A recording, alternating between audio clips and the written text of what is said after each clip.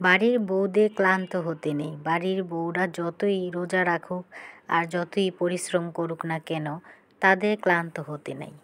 আসসালামু আলাইকুম। Hello viewers, কেমন আছেন সবাই? আশা করি সবাই ভালো আছেন। যে যেখান থেকে দেখছেন তাদের জন্য আমার অনেক অনেক শুভকামনা রইল।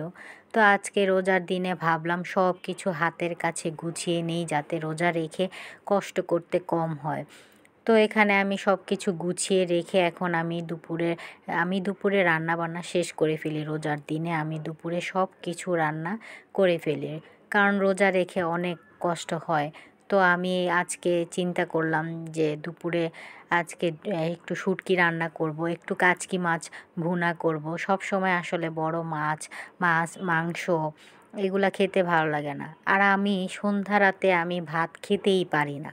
তো আজকে ভাবলাম একটু ছোট মাছ চচ্চড়ি করি, একটু শুটকি রান্না করি, তাহলে যদি একটু ভাত খেতে পারি।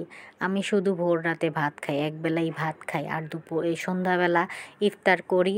আর মানে রাতের বেলা আর ভাত খাওয়া হয় না আমার।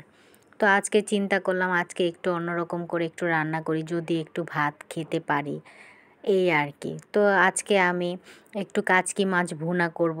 তো ভাবলাম একটু আলু দেই আর সাথে টমেটো দিয়ে একটু ভুনা করলে খেতে ভালো লাগে।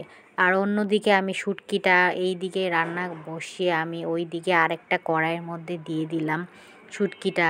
আসলে শুকনা শুটকি, এটা খেতে খুবই ভালো লাগে। ডাঁটা ছিল, ডাঁটা শাক ছিল, কচি পাতা ছিল কয়েকটা, তারপর মিষ্টি কুমড়া ছিল।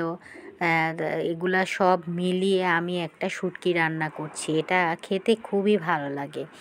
আমি কষিয়ে শুটকিটাকে খুব ভালোভাবে আদা রসুন বাটা, মশলা বাটা সব কিছু দিয়ে আমি রান্না বসিয়ে দিলাম। এইদিকে আমার কাচকি মাছের চচ্চড়িটাও হয়ে গেল। কাঁচামরিচ ধনেপাতা না দিলে কি আর হয়? এটা দিলেই আসলে খেতে আরও বেশি টেস্ট হয়।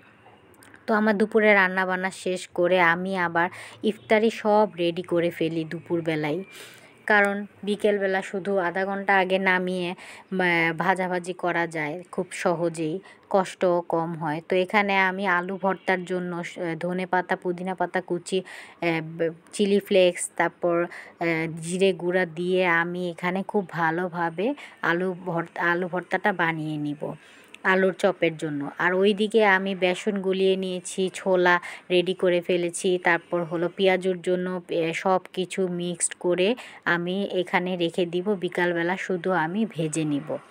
তো আমার ভিডিও যদি আপনাদের ভালো লেগে থাকে, লাইক কমেন্ট শেয়ার দিয়ে আমার পাশে থাকবেন। আপনাদের জন্য অনেক অনেক দোয়া রইল, আর আমার জন্য দোয়া করবেন। আজকে এই